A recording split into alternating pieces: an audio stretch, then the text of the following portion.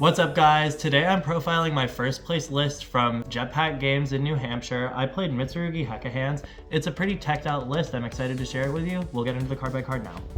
So we are playing 3 Habakiri and 3 prayers, standard because all roads lead to Habakiri. And we have the 4 little guys for the combo routing. If you're unfamiliar with how these are used, I use it to chain block Kusanagi after ritual from hand, and I'll show you the line at the end of the profile. I also play both big reptiles that aren't Habakiri. I like Futsu for routing and making the rank 8. I play 2 copies of Ritual because I like not having to get it back with Kusanagi every single turn of the game. And then I'm also on Mirror because that's how you get to the rank 8 for this deck. Great Purification to search because I'm greedy and don't like ending on Prayers game 1. I side it out when I'm going second. And then 1 pre-prep because I hate breaking on multiples. For the Hecahands half, I am playing 3 Nightmare Apprentice because it gets you to all the names. Then I'm on 2 Yodel to search spell traps, 2 Ibtel to summon from the deck, and then 1 of each level 7. You use this one in most of the routing, and then this is good to end on for your opponent's turn. This can help you extend further in like weird hands. It's nice to have in simplified game states. I don't know how I feel about Brius overall, but both of these cards are great.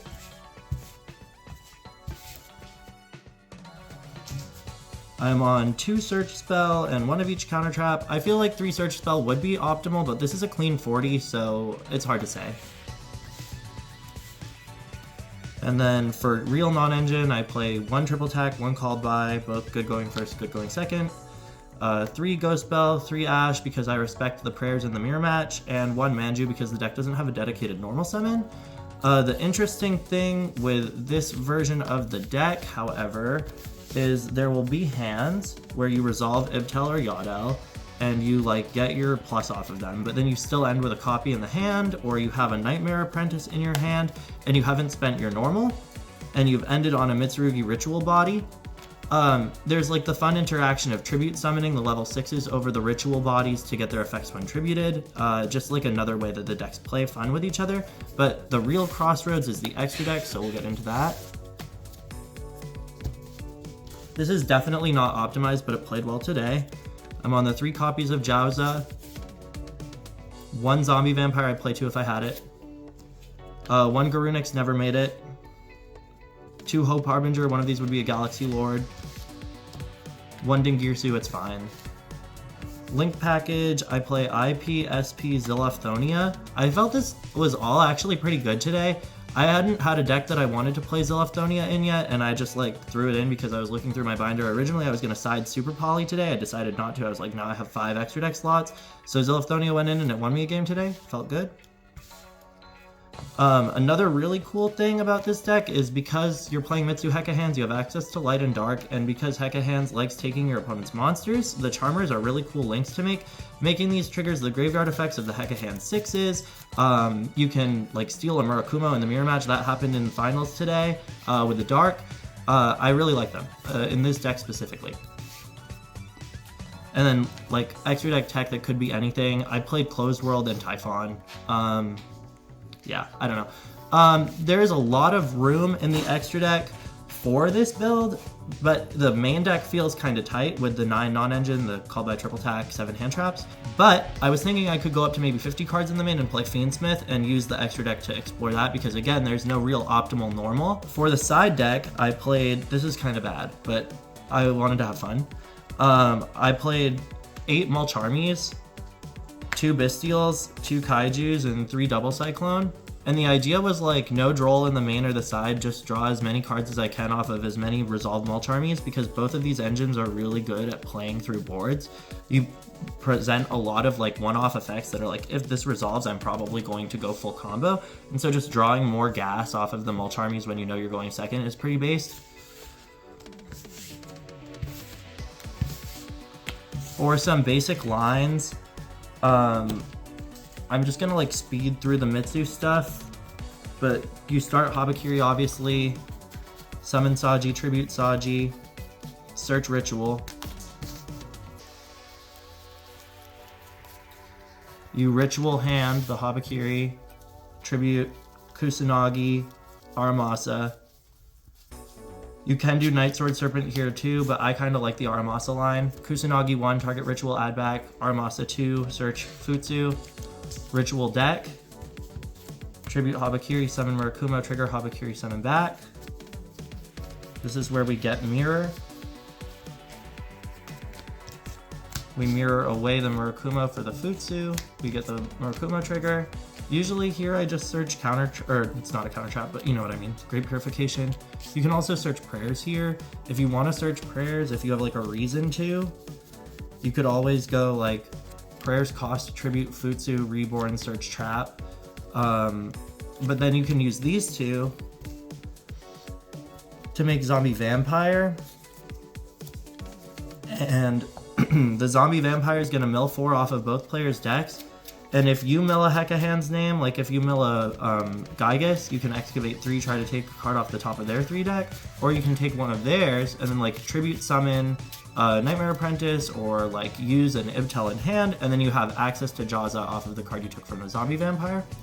So that's getting into the Hecahands stuff off of the Mitsu stuff, but if you use the Hecahands stuff to get into the Mitsu stuff, you're going to use like Ibtel, shuffle back, summon Gygus.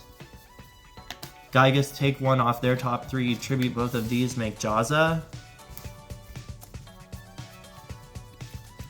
Jaza get normal spell get like Brius.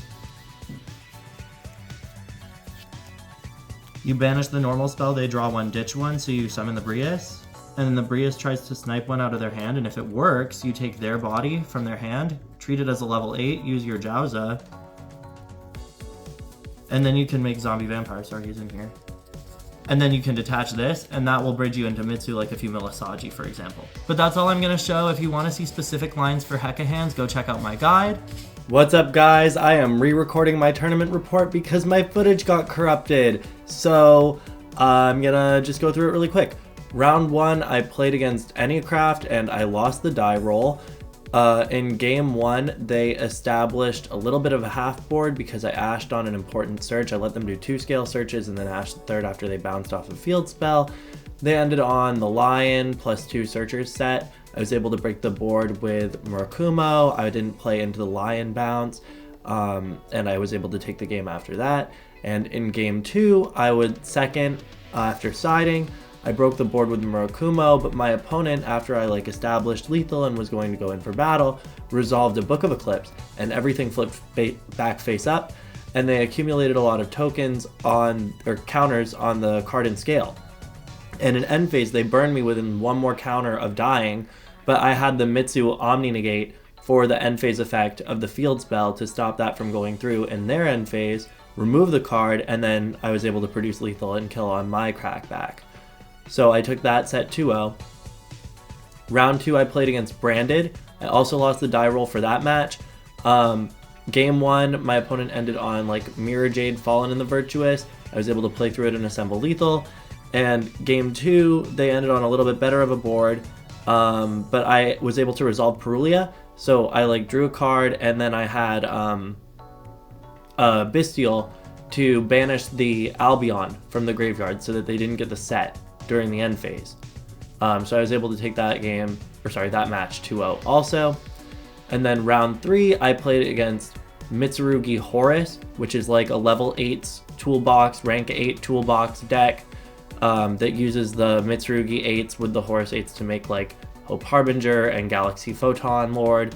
It was interesting, but I felt like the strategy within the Hecahands version of the deck was a little bit more resilient because the Horus half of the Mitsurugi Horus deck relies on having the King Sarcophagus in play. And so when I spent my Omnis on the Mitsu stuff and my removal on the Horus stuff, it didn't really leave my opponent with that many options for what they could do following that presentation of interaction from the deck. I did actually win the die roll in that match, and I think that was important, even though I did end up 2-0ing. Going to game 3 after taking game 1 going first would have been nice because I was playing against the Mitsu Mirror, you know. I did not expect the deck to go as well as it did. I think it performed really well. Mitsurugi is super strong. Zombie Vampire is super strong. Hecahands feels pretty good. It's very consistent. But I do worry that it just like loses to Droll, and main decking the counter traps could be a downside. There also is no normal summon in the Hecahands archetype yet.